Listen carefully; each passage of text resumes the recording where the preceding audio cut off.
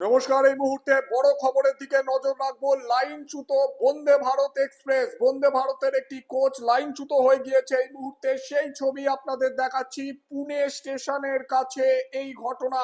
এবার লাইনচ্যুত বন্দে ভারত, আপনারা সেই ছবি দেখতে পাচ্ছেন।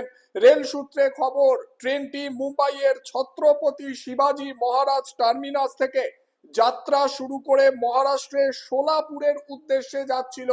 পুনের কাছে এই দুর্ঘটনাটি ঘটেছে, পুনে স্টেশনের কাছে এই ঘটনা। সেই ছবি আপনারা দেখতে পাচ্ছেন। লাইনচ্যুত হয়েছে বন্দে ভারত। কিছুক্ষণ আগেই এই ঘটনাটি ঘটেছে। এই মুহূর্তে রেলের উচ্চ পর্যায়ের আধিকারিকরা পৌঁছে গিয়েছে ঘটনাস্থলে। 27 এপ্রিল এই ঘটনা। এই মুহূর্তে সেই ছবি আপনারা দেখতে পাচ্ছেন। বন্দে ভারত এক্সপ্রেসের একটি বগি লাইনচ্যুত হয়ে গিয়েছে, কিন্তু ট্রেনের গতি খুব একটা না থাকায় অল্পের জন্য বড়সড় দুর্ঘটনার হাত থেকে রক্ষা পাওয়া গিয়েছে। কোনো যাত্রী আহত হননি এমনটাই জানা যাচ্ছে। যাত্রীদের জন্য অন্য একটি ট্রেনের ব্যবস্থা করা হয়েছে। সেই ট্রেনেই যাত্রীদের কাছের স্টেশনে নিয়ে যাওয়া হবে এমনটাই জানা যাচ্ছে। এই মুহূর্তে আপনারা সেই ছবি দেখতে পাচ্ছেন। রেলের উচ্চ পর্যায়ের আধিকারিকরা পৌঁছে গিয়েছে ঘটনাস্থলে। বন্দে ভারতকে রেল ট্র্যাকে ফেরানোর কিন্তু চেষ্টা চলছে। সেই ছবি আপনারা দেখতে পাচ্ছেন।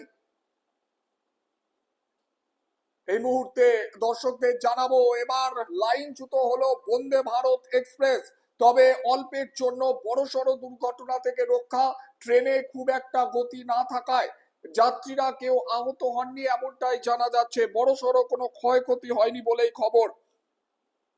ইতিমধ্যেই রেলের তরফ থেকে রেল কর্মী, রেলের উচ্চ পর্যায়ের আধিকারিকরা ঘটনাস্থলে পৌঁছেছে। কিভাবে এই ঘটনা ঘটলো তা খতিয়ে দেখা হচ্ছে, তদন্ত শুরু হয়েছে। বন্দে ভারতের মতো ট্রেন, সেই ট্রেনও লাইনচ্যুত হচ্ছে। রেল যাত্রীদের দুশ্চিন্তা বাড়ছে। রেলের তরফ থেকে তদন্ত শুরু হয়েছে। কি কারণে এত বড় ঘটনা ঘটলো তা খতিয়ে দেখার কাজ চলছে।